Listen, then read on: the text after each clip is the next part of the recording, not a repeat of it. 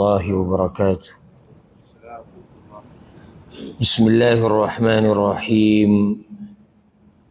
الحمد لله رب العالمين، والصلاة والسلام على أشرف الأنبياء والمرسلين نبينا محمد وعلى آله وصحبه أجمعين. أما بعد،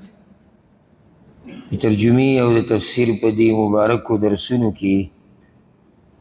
دا اللہ رب العزت بتوفیق سرا من ومسی پارکی دا سورة المائدہ یو کم سل نمبر آیت رسیدلی و 99 نمبر آیت، او بدی آخرینی آیتونو کی اللہ رب العزت حکمت ذکر کو چولی اللہ بعض زین خاص مقرر کری دی، بعض انسانان، بعض میاشتی، بعض ساروی اگی کی حکمت اگا بیانیدو لکا کعبہ دغشان عزتمن سلور میاشتی او دا قربانی ساروی ای طولو کی حکمتو ندی. نو دا خبر بسی بیا بیان شو چی اللہ رب العزت اگا غفور رحیم دیکھو اگر سخت عذاب ورکی. آخرین آیت کی دا خبر ہو چی ما علی الرسول الا البلاغ، پیغمبر بانی صرف رسول دی. دا سمر مسئلی چی دا صورت تاولنا دیزی پوری بیانی شو کبا دی سوک عمل کئی دیر خدا پیغمبر خپل زمواری اگر سر تا رسولی دا که سوک پی عمل نکی اللہ رب العزت با دا اگر سر حساب کتاب. اس میں دی روان آیت کہ اللہ رب العزت دا خبر ذکر کی چی پاک و پلیت یو شان ندی. پاک و پلیت یو شان ندی. لکا نجدی آیتونو کہ اللہ رب العزت وی چی دا نشی نزان ساتی، نشا پلیت ہے، نشا نکول پاک کار دے، دا شان جواری پلیت کار دے، دا بوتانو بندگی، نو دا شان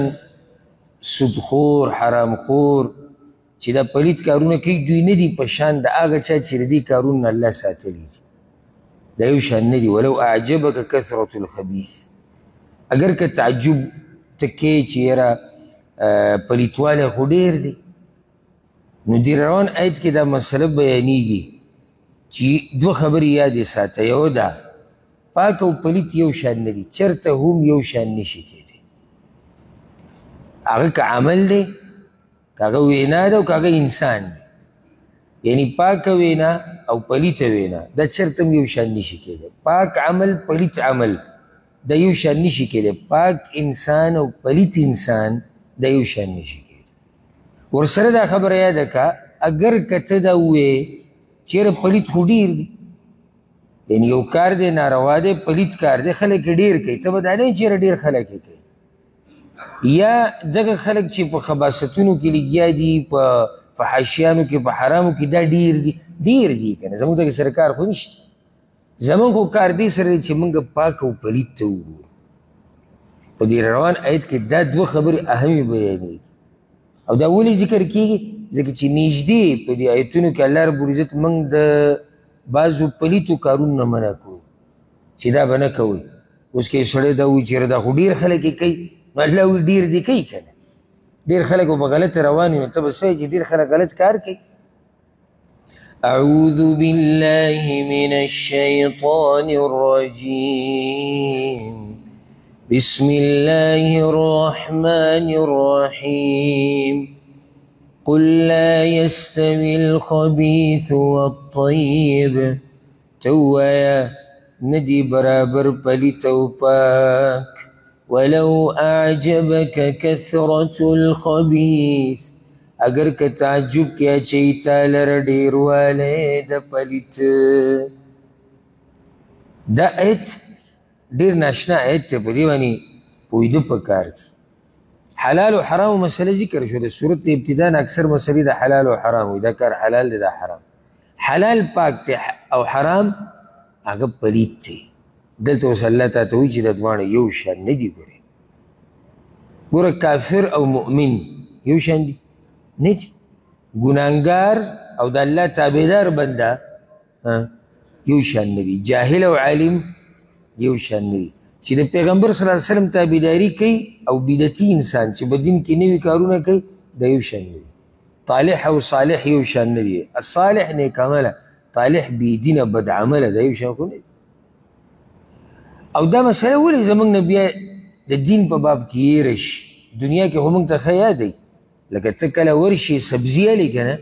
نو ته پکې دا معلومات کولی شي او کې چې هغه سبزي هغه میوه چې خرابه ده هغه نه ده په شان د هغې چې روغه ده. ولې زموږ د دین په باب کې بیا دا مسله یېره شي؟ حلال او حرام چې ته یو شان کیدی شي؟ نشي یو شان کیدی. څنګه یو شان کیدی شي؟ اگر که الله وي دا حرام ډېري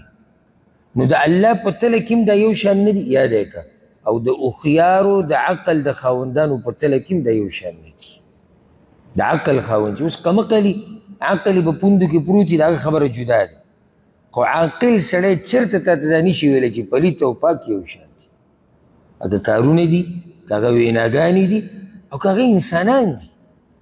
دا یو شان نشي کېدی. ولو اعجبک کثرة الخبیث، اگر که پلیت چې دی هغه ډېر. زمونږ بعض عوام د جهالت تلاسه دا خبره کوي، نو خلک خو یې کوي، خلک به پلیت کارونه کوي، غلطې عقیدې به وي، ګمراه به وي، د الله سره به دشمنیانې کې ته به څه وایي چې خلک یې کوي. او چېرته یو ورځ دا ونه وي چا چې یاره خلک خو د خپل مال راغلي او سیم ته ګزاري، زه به یم ګزار کوم. ګزار به یې کیدی؟ یا یو سړی رالګي خپل کاروبار په خپله خرابوي، زه به هم خراب کوم ځکه چې خلک یې کوي؟ نه، دې ټیم کې دی دا خبره نه کوي. خو چې کله د حلالو او د حرامو مسله راشي دی به وایي یاره ډېر خلک خو یې کوي او ډېر خلک خو یې نه کوي. ته بنده د الله یې، ستا دې سره کار نشي چې ډېر خلک څه کوي او ډېر نه کوي. ډېر خلک د دنیا باندې که موږ نظر واچو نو ډېر خلک کافران دي. ته به اوس څه وایي چې ډېر خلک کافران دي؟ ډېر خلک نشې کوي. د خپله معاشرې ته وګوره، بهر ته هم نه وځو، د خپلې معاشرې ته به وګوره، ډېر خلک پکې نشې کوي. ته به څه وایي ډېر خلک یې کوي ځای کو؟ ډېر خلک په موبایلو کې خباستونه ګوري، ته به څه وایي چې دا کار روا دی ځای کومه؟ ډېر داسې هلکان شتي چې هغه د جنکو چلونه کوي، داسې جنکۍ چې د هلکانو په شان کوي ځان، ته به څه وایي چې دوی کوي ځکه موږ کوو؟ موږ خو به دې ته ګورو چې څه شی د قرآن او د حدیث په تله کې صحیح دی او څه شی غلط دی. هم د هغې سره کار. که په ټول علاقه کې په ټول ملک کې ته یو کس یې که نه، یو کس، او ته په نیغه لارې صحیح کار کوو، دا باقي ټول په غلطۍ، ته به دا نه وایي چې دا باقي ټول خو په غلطه دي، ته به د خپله نیغه لار روان یې، اگر که دا ټول ملک په غلطه روان یي. دې ته دینداري وایي. دا خلکو سره نه بدلېږي، را بدلېږي نه، دا د زمانې سره بدلېږي. بعض وایي پخوانۍ زمانه نه نور دین بدلېږي څه؟ دا دین خو الی قیام الساعه د قیامته پورې دی او الله را لېږلی دی. رب العالمین پوهه دی او هغه ته پته و چې روانه زمانه کې به څه او څه به نه. ته دومره هوښیار شوي چې ته وایي چې دا زمانه داسې ده، هغه زمانه دا و. ځکه الله ولو اعجبک کثرة الخبیث، اگر که د پلیتۍ ډېروالی تا په تعجب کې اچوي، هېڅ خبره نه ده. پلیت دې هم ډېر شي، پلیتې خبرې دې هم ډېرې شي، پلیت کارونه دې هم ډېر شي، بیا موږ دا وایو پاک او پلیت یو شان نه دي، فرق دی په دوی کې. او دا په انسانانو کې هم دا فرق کوه ګورئ. او موږ ګورئ رابطه زموږ د الله دپاره ده او دشمني هم د الله دپاره. موږ تعلق هم ګورئ په دې بنیاد ساتو. څومره چې انسان پاکي دومره ورسره زموږ محبت ډېر دی، او څومره چې دکې پلیتوالی دومره زموږ د ده سره نالګي ده. انسانان یو شان نشي کېدی. یو سړی کردار یې پاک دی، عقیده یې پاکه ده، ناسته پاسته یې پاکه ده، اخلاق یې پاک دي، مال یې پاک دی. ته څنګه د ده سره او د هغه سره چې ناسته پاسته غلطه ده، مال یې پلیت دی، کارونه یې غلط دي، د دواړه ته څنګه یو شان کېږي؟ نشي یو شان کېدی. نه دا په دوستۍ کې یو شان دي، نه دا په ورورولۍ کې یو شان دي، نه دا په مینه محبت او دشمنۍ کې یو شان دي، او نه دا په رشتې او په خپلولۍ کې یو شان دي. دا فرق به کې، بلکې دا فرق په خپلو بچو کې هم کې د الله دپاره. ګوره بچو کې فرق کول دا نشتي، خو په دې باب کې د بچو په منځ کې هم فرق کې د الله د رضا دپاره. ستا دوه زامن دي، یو دینداره بل بېدینه. د دینداره سره ډېر محبت کول دا دینداري ده. په دې به الله اجر درکړي، دا عبادت د الله دی. نن سبا خو زموږ سره بله تله ده، کم یو سره به ډېر محبت کو چې ریالونه ورسره ډېر روپۍ ورسره ډېر، دا ډېر تکړه دی، دا ډېر. اگر که هغه زیناکاري، اگر که هغه فحاشي، اگر که هغه د الله سره دشمني کوي، اگر که هغه حرام ګټي موږ له رالیږي، خو نه ښه سړی دی ځکه چې پیسې ډېرې رالیږي. نه، دینداري دا ده چې ته به په دې بچو کې هم د هغه یو سره محبت ډېر ساتي چې هغه الله سره محبت ډېر ساتي، او دا عین عدل او انصاف دی. باقي چې کوم د دوی حقوق دي پای کې به ته کمې زیاتې نه کړې، هغه ځان له هغه مسلې بیان شوي. خو موږ خبره دا کوو دوستي د الله دپاره او دشمني د الله دپاره، دا مسله بیانوي ځکه چې فرق دی په پاک او پلیت کې. ام نجعل المتقین کالفجار، الله قرآن کې ویلي زه دا تقوادار او فاجران او فاسقان یو شان وګرځوم، فرق دی. خاص صورت الحشر په آخره کې الله رب العزت دا خبره ذکر کړې ده، لا یستوي اصحاب النار و اصحاب الجنه، جنتیان او جهنمیان الله یو شان نه دي، فرق دی پکې. یو سړی جهنم ته ځي الله سره دشمني کړې، یو سړی جنت ته ځي الله یې راضي کړی، د دواړه یو شان دي، نشي کېدی یو شان. ځکه الله رب العزت د عقل خاوندانو ته ګوره آیت په آخره کې څه وایي؟ فاتقوا الله یا اولی الالباب، بس ویریږئ د الله نه ای خالص عقل والو، لعلکم تفلحون، د دې دپاره چې تاسو کامیاب شئ. څه وایي؟ یا اولی الالباب، ای د عقل خاوندان. ولې دا خبره وکړه؟ ځکه چې دا فرق په پاک او پلید کې څوک کوي؟ دا د عقل خاوندان. کم عقل سړی دا فرق نه کوي، کیدای شي کم عقل سړی دا فرق کوي، مالدار او غریب، مالدار غوره د غریب نه، تور او سپین،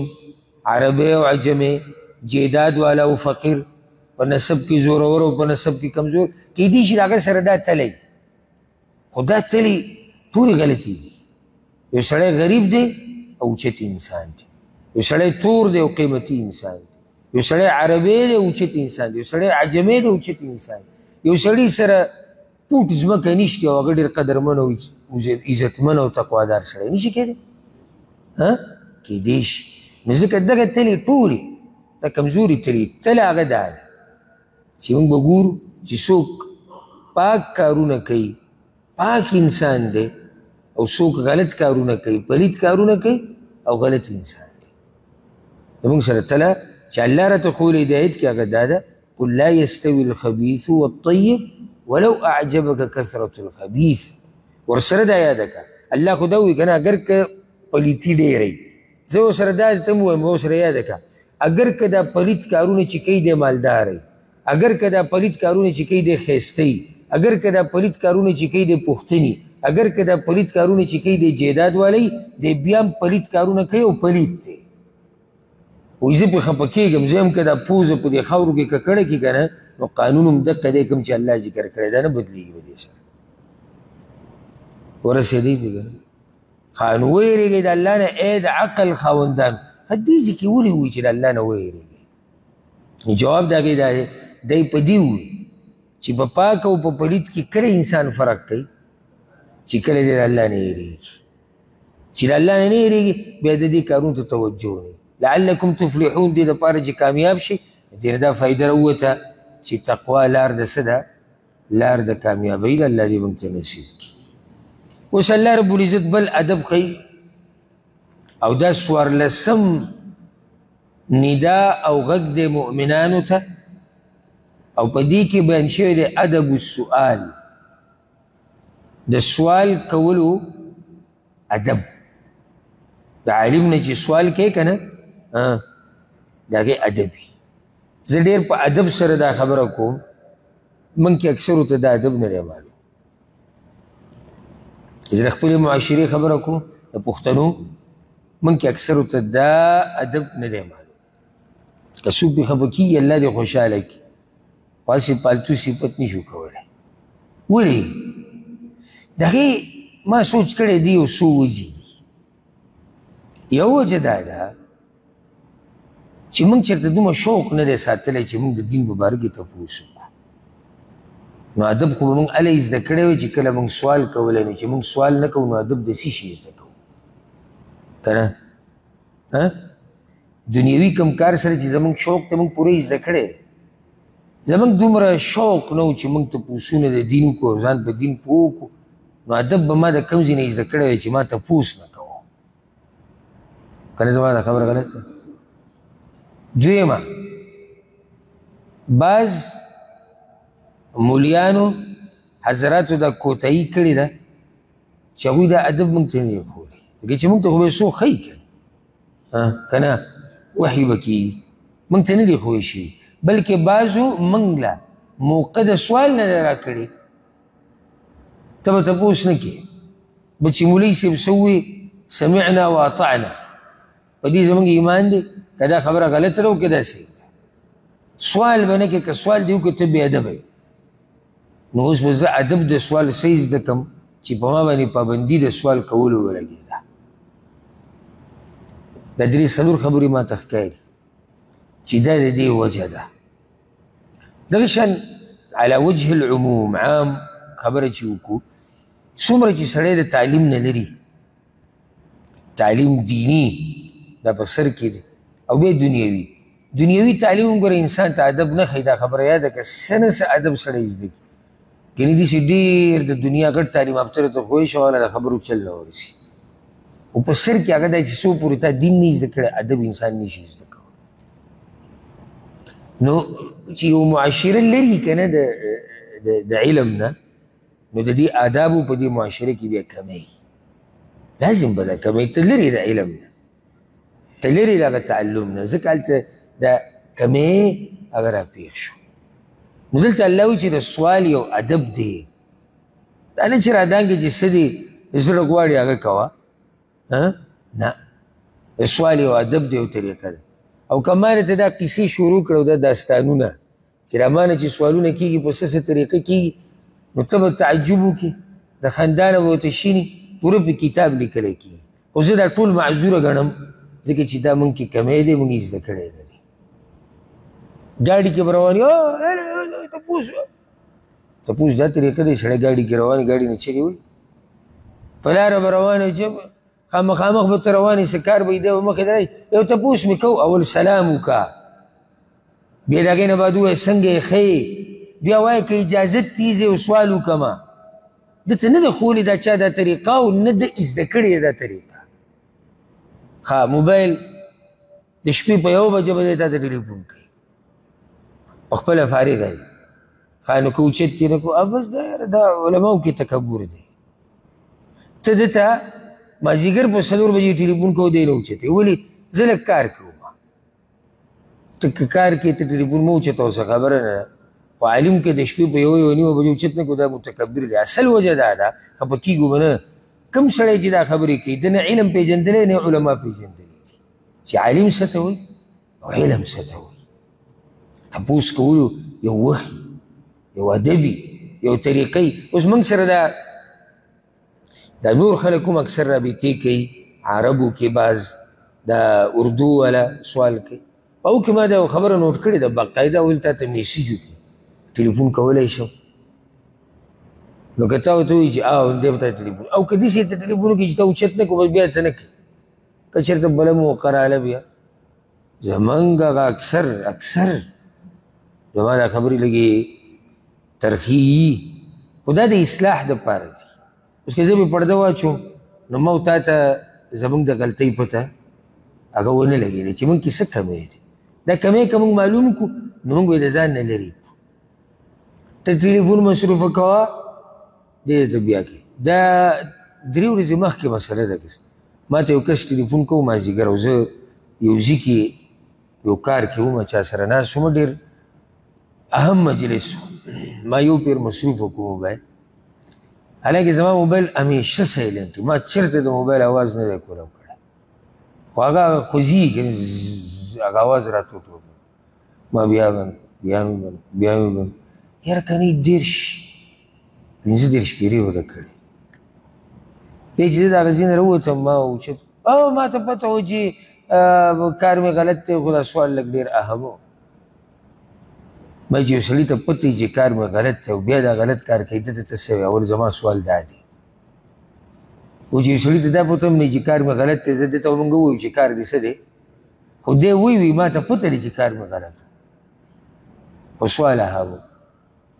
سوال کول یو ادب دی او دا صرف د علماو سره نه د عالم نه چې سوال کوي د دنیوي عالم نه چې سوال کوي ډاکټر نه کوي انجینیر نه کوي ساینسدان نه کوي د پلار نه سوال کوي یو مشر دی د هغه نه یو تپوس کول غواړي د هغې یو ادب دی مشر ته ته ورلې خواته دا نه چې یاره یو تپوس مې کوو ما چې تا نه به وکړم نه اول به هغه ته وایي که ستاسو اجازت وي زه یو خبره کومه زړه کې مې سوال اورېدو راوړېدو چې زه تاسو نه وکړم او که نه که هغه درته وایي چې سوال وکړه بیا یو طریقه دلته الله وایي چې د سوال یو څه دی ادب دی ګوره اسلام په سوالونو کې مبالغه نه خوښوي التعمق فی السؤال تعمق څه ته وایي چې ته ورننوځې د داسې خبرو تپوسونه کوې چې هغه لا شتي نه موږ یو استاد سره ناست وو او الله رب العزت یې پرې رحم وکړي وفات شوی دی شیخ صالح الحیدان د سعودي عرب ډېر غټ عالم و نو هغه درس باندې یو کس سوال وکړو وی سوال دا دی شیخ صاحب که یو سړی اوبو ته ولیږي او مهی وخوري لکه څنګه چې یونس علیه السلام ولیده او دی مړ نه شي لکه دومره غټ مهی او مهی شتي په دنیا کې داسې داسې مهیان دي چې دا غټ جازونه د اوبو دی چې دې سره مقابله کوي نو دی به دننه د مونځ اودس څه کوي وی سوال ته وګوره نو هغه ورته ویې دې شوي دي هغه ویې نه لا شوي نو وایي چې کله وشو بیا ما نه تپوس کوي چې دې دپاره څه کول غواړي داسې سوال چېرته فایدهمند سوال وګوره ویې که د حلال و حرامو سوال وکړه بل څه د تقوا د زیاتېدو د ګناهونو نه لرې کېدو باره کې څه تپوس وکړه ته ماته وایې که سړی دغه ته وګوري دا سوالونه دا که دې خیال کړی زموږ معاشره کې مو که داسې وشي که بلپرس دا بلپرس چې شروع کړي که نه نو پوه شي چې دی هسې فرضیات جنګوي را جنګوي لکه هغه بعضو علماو مسله ذکر کړې ده چې ډېرې دي خو وخت به رانه ولګي وایي که بلپرس ټوله دنیا دا ځمکه د سرو شي نو تیمم به څنګه کوو دا د منلو خبره اوس ټوله ځمکه به د سرو کېږي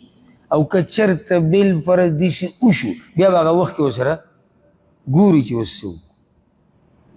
او د دې حل هم معلوم دی زه به ته حل هم ذکر کوم که هسې د چا زړه ته دا سوال راځي که بلفرض داسې وشي هسې د هغه دا ولي صاحب چې دا مسله کتاب کې لیکلي د موږ هم جواب معلوم کړو چې دې سم څه جواب دی که بلفرض داسې وشي نو اول خو به دا دا خبره داسې ده چې د الله یې کولی شي خو دا د الله قانون نه دی ځکه چې دې خاورې نه موږ ته لویه فایده ده د دې سره ژوند روان دی چې په سرو زرو کې بدلی شي دلته ژوند ته څنګه تېری ښځه سره زر شو نو تیمم به څنګه کوو نورې اوبه به نه وي ښه نو هغه دا وایي چې اوبه به نه وي ښه تیمم به کوو نو خاوره به نه وي هلته الله موږ ته قرآن کې ښه صفا ویلي فاتقوا الله ما استطعتم د الله نه دومره ویرېږي څومره ستاسو وسي نو چې نه اوبه شتي نه خاوره شتي هېڅ هم نشتي مونځ دقه شان کوه که قیامت پورې د الله تپوس وکړو موږ به چې الله نه اوبه وي نه خاوره نو څه ضرورت و چې دا مسلې دي په کتاب کې لیکلي دومره غټه غوغارې دي جوړه کړه اسلام د دې قسمه سوالونو نه منع کوي دا نه خوښوي دغه شان ګوره په غیبو کې چې څه دي هغه لټول لکه یو شی الله په غیبو کې ساتلی دی صحیح ده او دی لګوي چې دا څنګه او دا څنګه او دا لکه اوس د الله صفات دي قرآن کې راځي چې د الله لاس د الله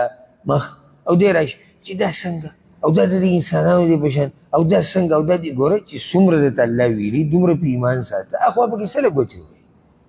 اوس په نور څه کې پرېوځي دغه شان ګوره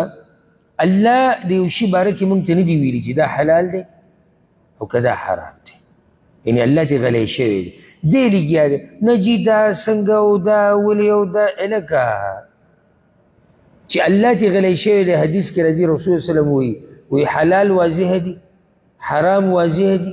د بعضو خبرو نه الله غلی شوی دی رحمتا بکم غیر نسیان الله نه ير نه دي خدای په تاسو مهرباني کړې ده خبره دقه شان پرېښودې نو چې دقه شان الله پرېښودې ته څه له به موږ باندې ګرانې ښه یو دا فایدې دپاره یاد کړي چې الله وي چې نه الله وي چې دا حلال دی او نه ورته حرام وي دا به صحیح حلال دی ته اوس څه له به دې کې ګوتې وایي او چغچي به کې وایي چې دا که داسې او دا دغه پلانې شي او حدیث کې رسول صلی الله چې الله چې ته غلی شوی دی ولې غلی شوی دی دا یې په تاسو باندې رحم کړی نو دې روان آیت کې رد دی په هغه کسانو باندې د رسول صلی الله علیه وسلم نه یو پیر صحابه کرامو تپوسونه ډېر زیات کړو صحیح بخاري کې روایت دی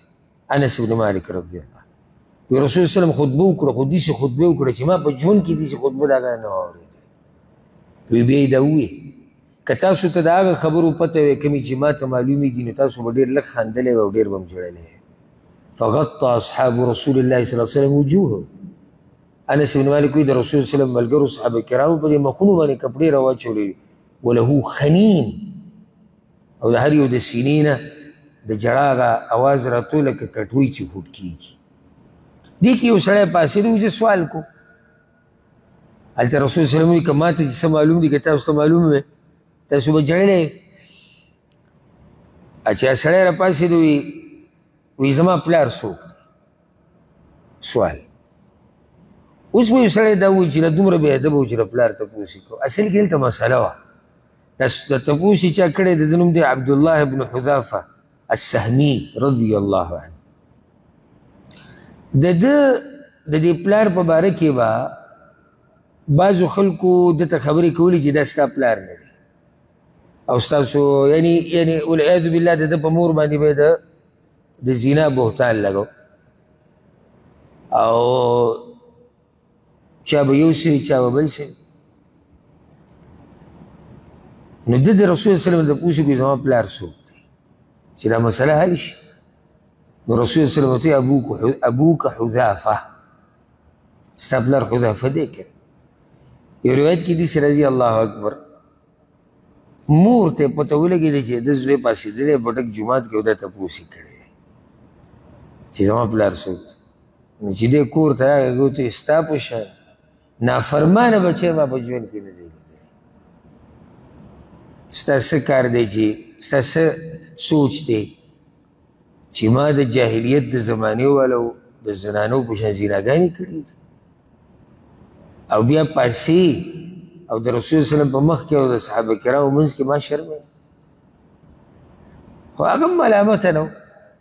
که یو سړي ته ځای په ځای دا خبره کېږي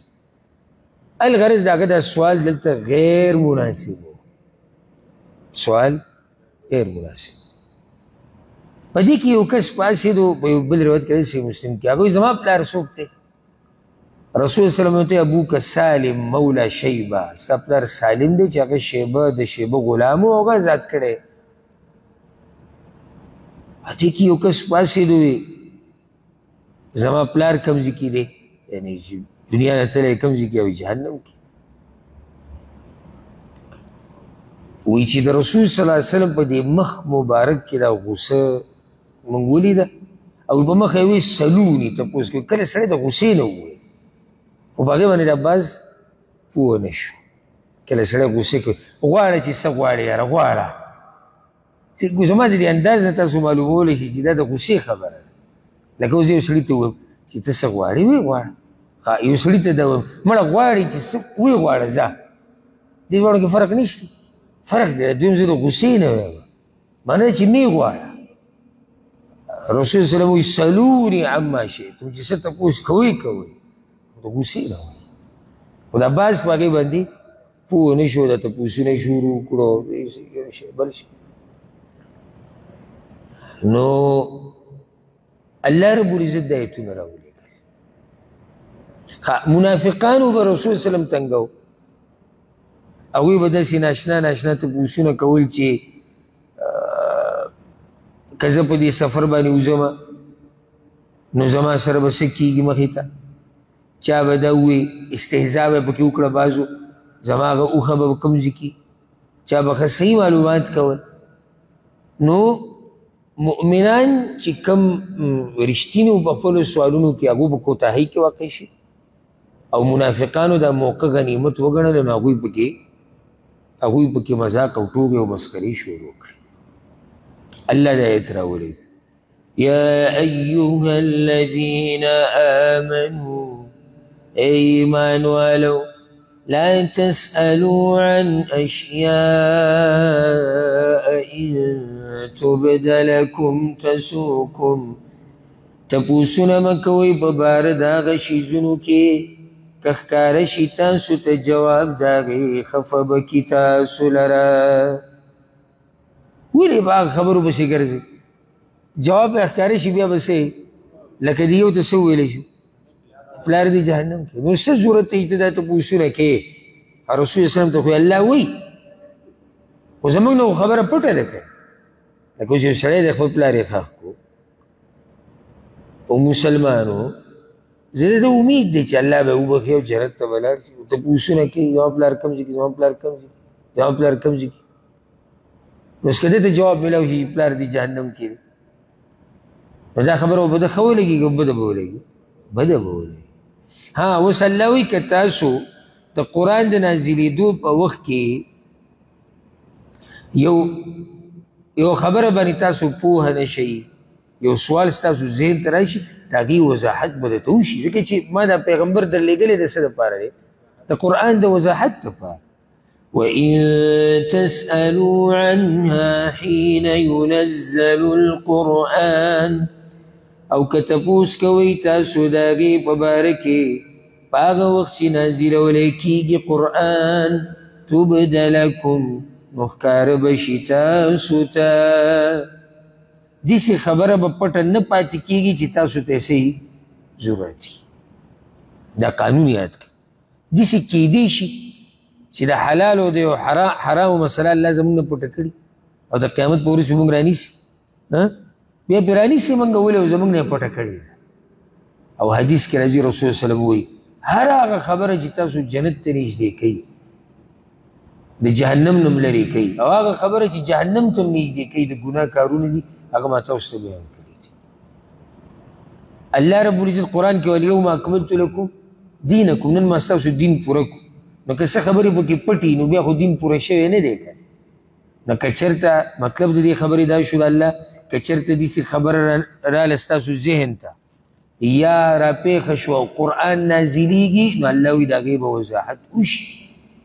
هغه به تاسو ته ښکاره شي. عفا الله عنها معافي کړې د الله د هغه تپوسونو. و چې مخکې تاسو کوم تپوسونه کړي دي الله د هغې معافي کړې ده. ښه والله غفور حلیم، او الله بخونکې صبرناک دی. بخونکې دی دا خو پته ولګېده چې په دغه باندې بخنه وکړه. صبرناک دی هغه واضحه ده چې الله رب العزت موږ په هره خبره نه رانیسي په هغه وخت کې، بلکې موږ له مهلت راکوي. رسول صلی الله علیه وسلم حدیث کې وایي او د فایدې لپاره ته ذکر کوم، په صحیح مسلم کې دا حدیث دی او په صحیح بخاري کې هم دی. ان الله يرضى لكم ثلاثا ويكره لكم ثلاثا. الله ستاسو دپاره درې خبرې خوښوي او درې نه خوښوي. چې کومه خوښوي ستاسو دپاره هغه دا ده چې تاسو یک یوازې د الله بندګي وکړئ او د هغه سره څه شی شریک نه کړئ. د الله بندګي وکړئ او شرک ونه کوئ، دا ستاسو له خوښوي. او بله چې ستاسو لپاره خوښوي هغه ده چې تاسو ټول د الله په دین را جمع شي او په ډلو کې مه تقسیمېږئ، یو بل سره دشمنیانې مه کوئ. هغه درې خبرې چې الله ستاسو لپاره نه خوښوي قیل و قال، تاویل ماویلې، هغه دا ویلي ده دا ویلي، هغه دا خبرې ډېرې کول. وکثرة السؤال، او ډېر تپوسونه کول. نو دلته سوال راغی چې دا خو عام ترغیب ورکړی کېږي چې دین باره کې تپوسونه کوه، او دلته وایي الله ستاسو لپاره ډېر تپوسونه نه خوښوي. نو دا کوم تپوسونه دي؟ دا هغه بې فایدې تپوسونه دي، یا د تنګولو دپاره یا د تکبر او د ځان د راښکاره کولو دپاره، یا سوال فایدهمند دی خو وخت مناسب نه دی. سوال فایدهمند دی خو وخت مناسب نه دی. زموږ یو استاذ و د مصر و، د هغه نه موږ د فقه یو کتاب وی، نو درس زموږ ماسخوتن منځه نه بعد عفوا ماسپښین منځه نه بعد ماسپښین منځه نه بعد زموږ درس شروع شو او کتاب ختمولو، نو تقریبا مازدیګر ته لږ وخت پاتې و چې درس ختم شو. دې کې څه کسان رالو شیخ زموږ تپوسونه زموږ مسلې هغه یې کوئ. نو دا تپوسونه یې دومره ډېر کړو، هغه د شوګر بیمار و، یا یې شوګر کم شو یا زیات شو الله اعلم، خو دې سوال یو جواب چې هغه ورکوو نو واضحه غلطي به کوله مخامخ، داسې غلطي چې هغې ته سبقت لساني ویله کېږي، یعنې ویل هغه یو څه غواړي او په ژبه بل سره. نو ما ته اندازه ولګېده، ما بیا یو ملګري دوه نورو ته ووایي، نو بیا موږ هغه عالم ته استاذ ته دا ووایي چې تاسو ځئ او سوالونه دومره پورې دي. بیا هغه کسانو سره موږ ولاړو، موږ ګوره سړی ځي ته ګوري، موقع ته ګوري، دومره اوږد درس وشو او عالم سپین ګیری دی او بیمار دی د شوګر او ته نښته یې نښته یې، بیا چېرته راشه که په بله موقع راشه. د هغه خو د الله دین سره محبت دی او تعالی دا جوابونه درکوي، خو که اوس چېرته د ده د خولې نه داسې الفاظ وځي چې د هغه خو مراد نه دي، خو ته به ترې بله څه خبره راوباسې او بیا به خلکو ته بیانوې. نو سوالونه که فایدهمن هم دي خو سړی ځي ته هم ګوري، وخت هم ګوري. ته اوس یو سړي پسې ورغلی د هغه زوی یې مړلی، د هغه پلار مړلی، په غم کې ناست او ته ورته زما یو څو سوالونه یې. یو سړی دې ولیدو هغه روان دی د خپلې کورمې سره، ښځه ورسره ده، بچي ورسره، ته ورته ویل زما یو څو سوالونه دا ما سره شوي دي. تاسو ته یم که ما راته دا قصې شروع کړې نو یو عجیبه داستان دی، لکه زنانه دي کورمه ده، دا د سوال وخت دی. یا ته په منډه په تادۍ کې دی وایي یاره زما یو څو سوالونه دي. نو الله دې زموږ په حال رحم وکړي. دې نږدې ورځو کې یو قصه ده تازه شوې وه، زه کور کې نه وم، کور ته رالم، زما هغه زوی راته بیا قصه وکړه، وایي چې کسان راغلي وایي چې ور یې وټکوه، زه ورکوز شوم. ما وایي چې څه مسله ده؟ وایي چې زموږ سوال تپوس دی. ما ورته وایي زما پلار خو نشته، چې کله راشي بیا پسې راشي درس له راشي درس له، ما ورته وایي درس له راشي هلته به یې تپوس. وایي چې نشتي اواز ورته وکړه دروغ څه لګي. نو وایي لس منټه د هغوی سره ولاړم، دکه مونږ خبرې اغېږلې راغېږلې. ما ورته وایي چې نشتي؟ وایي چې نه. یې به ته ولې نشته؟ اوس که مونږ وایو چې دا طریقه غلطه ده، یاره خیر دی علماو کې تکبر وي. چې یو ماشوم ته ته ده وایي چې نشتي، چې نشتي، نه نه نشتي، ته معلومات هغه یې راته بیا قصه کوله، لس منټو پورې مې هغوی سره دا خبرې اړولې موبایل نمبر مې ول ورکړي، دی نمبر دی بدود، نه نه نه ده نه دی. هغه عربۍ کې یو متل دی، ترجمه یې دا ده، وی لوی شر او مصیبت هغه دی چې په خندا دي کېږي. دا لوی مصیبت دی چې سړي ته څه ورولي؟ خندا ورولي. نو الله دې موږ پوه کړي، الله دې زموږ په حال باندې رحم وکړي. نو سوال مناسب دی، خو ته به څه ته ګورې؟ ځي ته به ګورې، موقع ته به ګورې، وخت ته به ګورې. دغه شان ګوره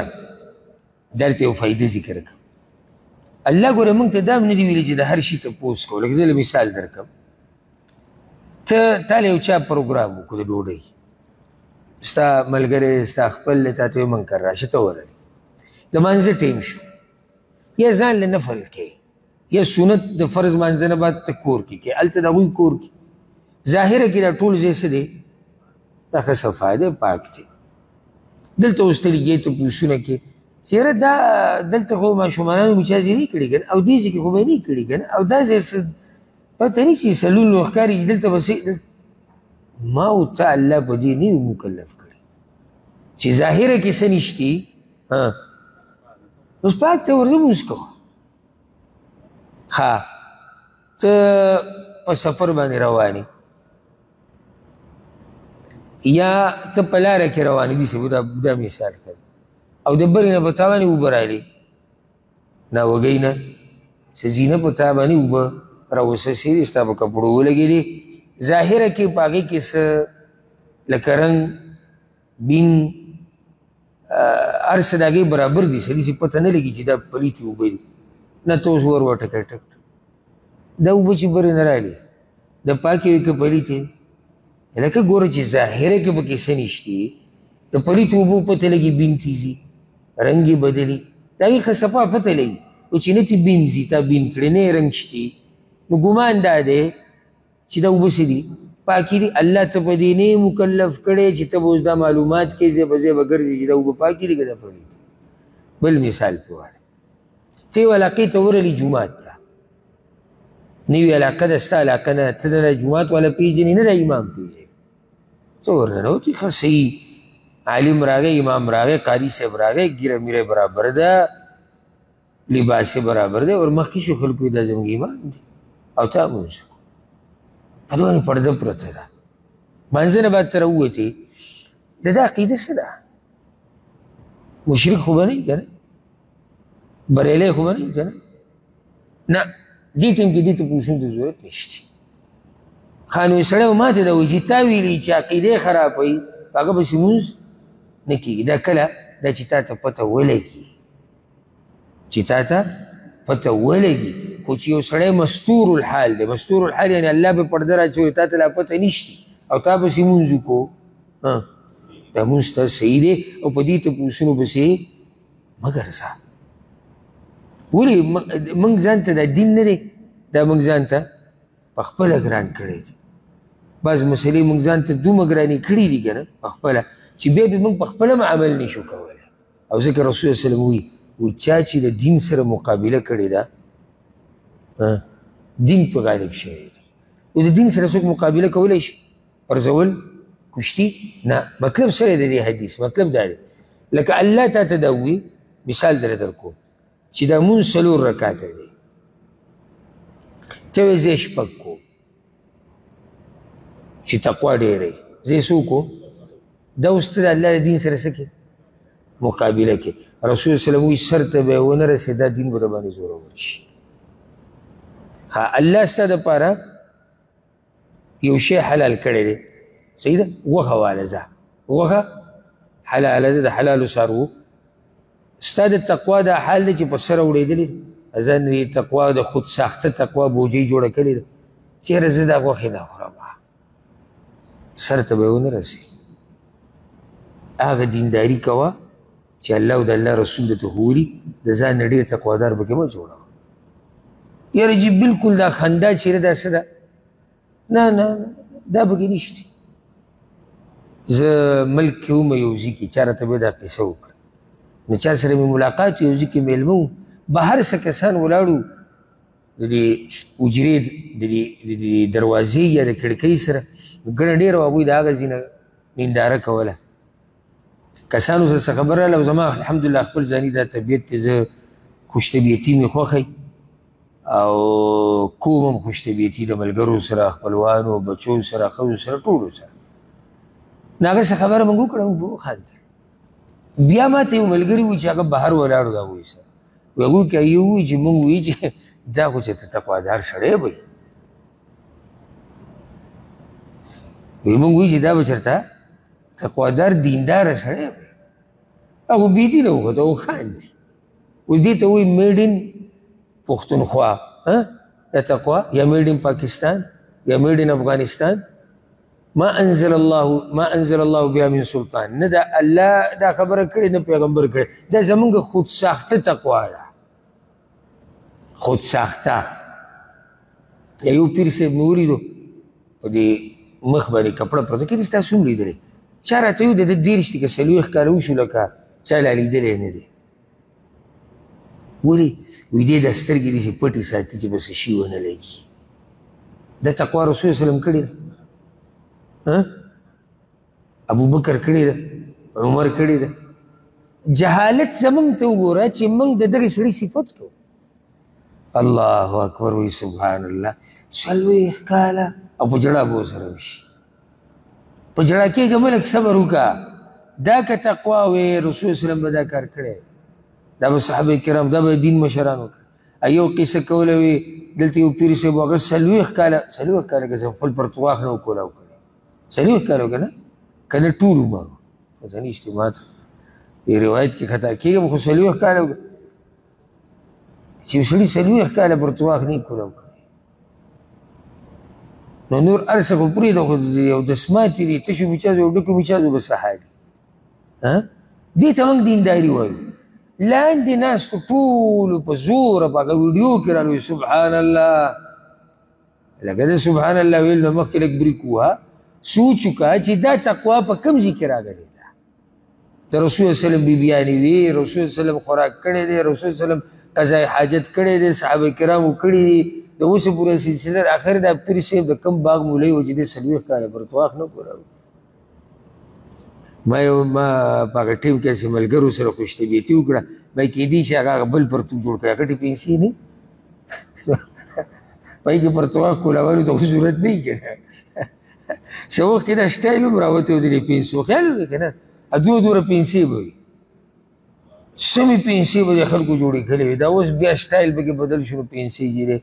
لمنډه یې تنګې کړې خپو پورې نښتې داسې نو هغه پیسو کې دغه ته ضرورت نه و دا پرتواخ کولاوالو ته نو ما کېدی شي چې د پیر صاحب دغه یو هیله کړي خبره مقصد دا دی چې تقوا هغه ده چې الله او د الله رسول ورته تقوا ووایي چې هغوی ورته نه دي ویلي ما او تا به یې د ځان نه پکې نه رادننه کوو قد سألها قوم من قبلكم یقینا تپوس کړو د دې شي خبرو یو قوم مخکې ستاسو نه ثم اصبحوا بها کافرین بیا وګرځېدل په هغې سره کافران الله وایي دا خبرې معمولي مه ګڼئ ګورئ خو خاصه قومونو تپوسونه کړي او هغوی د هغې د لاسه څه شو کافران شو داسې نه ستا دې تپوس د لاسه ستا ایمان ګډوډ شي بس تپوسونه هم ګوره ډېر بېهودی لکه د الله په باره کې به تپوس داسې ګډوډ به شروع شي چې هغه تپوس انسان په دې یره کې ورچوي چې چېرته دې سړي د ایمان ختم نه شي اوس یو کس سوال کولی شي چې دا چا دا تپوسونه کړي دي چې کافران شوي بني اسرائیلو لکه هغوی دا ویلي وو سوال یې کو غوښتنه یې کوله وایي موږ له یو خاص ورځ د عبادت راکړه د هفتې ورځ خالي الله ول هغه سوال قبول کو بې خیال وساتو نه یې دی ساتلی ښه الله ورته وایي غوا حلاله کوي رنګ به یې څنګه یي جي سوال ته خیال دی عمر به یې څومره او دا به عمل به یې څنګه یي کار به یې څنګه یي هغه سوالونه کوم ځای ته ورسوي ها سوال یې کړی وی موسی علیه السلام ته وی که دا په رښتیا ته وایي چې دا تورات د الله د طرف نه رالیږلی شوی کتاب دی داسې الله دې موږ ته ځان راښکاره کړي موږ به یې ویلو که نه دا هغوی یو سوال یو غوښتنه کړې وه که ښه سوال یې کړی و بعضو بني اسرائیلو هغه وخت پیغمبر ته ویلي وي موږ له یو باچا راولېږه چې موږ د هغه په ملګرتیا کې جهاد وکړو سوال یې نه وکړی بیا د طالوت او د جالوت هغه قصه وه ها د دې نه شاته لاړ شه د دې نه مخکیني پخواني خلک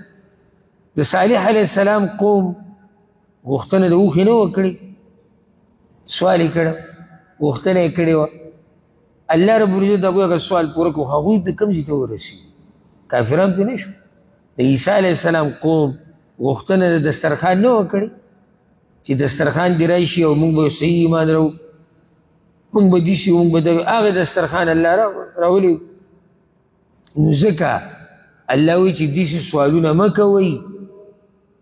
کیدی شي دغه سوالونه ستاسو دین ته نقصان در ورسوي خبره هغه تپوس کوئ ګورئ چې تا ته پته لري چې زما دین ته چې څه ده زما دین ته فایده بعض تپوس د دغه دپاره کوي د خپل علم راښکاره کولو لپاره اکثر داسې وکړي چې کور کې ورسره د اردو یو رساله پرته وي که نه هغه 40 مخه وړې رسالې نه یا 10 هغه دی داسې وګوري بیا چې راشي بیا به د عالم سره کې جی ما یو سوال کوو زما خو الحمدلله په دې باب کې دومره تجربه شوې ده چې ما نه څوک سوال کوي ما ته د دې سوال د دې انداز نه پته ولګي چې دی ځان پوه کوي که نه ما پوه کوي د یو نیم سړي دا سوال دا د تکبر د لاسې د عناد د لاسې د ضد د لاسې یا ځان راښکاره کوي چې د خلکو ته پته ولګي چې زم څوک یمه نو ته به سوال په څه نیت کې د ځان د پوه کولو لپاره یا په دویم د ملګرو د پوه کولو لپاره لکه جبریل علیه السلام چې د رسول صلی الله علیه وسلم تپوسونه کول ایمان څه ته وایي احسان څه ته اسلام څه ته نو هغه به پوهېدو دا تپوسونه ولې کول چې دا صحابه کرام پې پوه شي نو داسې سوالونه به نه کې چې ته پې الټه ګناهګار یې درشان ګوره د صحابه کرامو په منځ کې چې کوم اختلافات راغلي دي د دې مبارک به ته پوښتنه کې ته موږ ته څه فائدې شته او ځکه عمر بن عبدالعزیز رحمه الله پنځم خلیفه راشد شو د عمر بن خطاب رضی الله عنه سه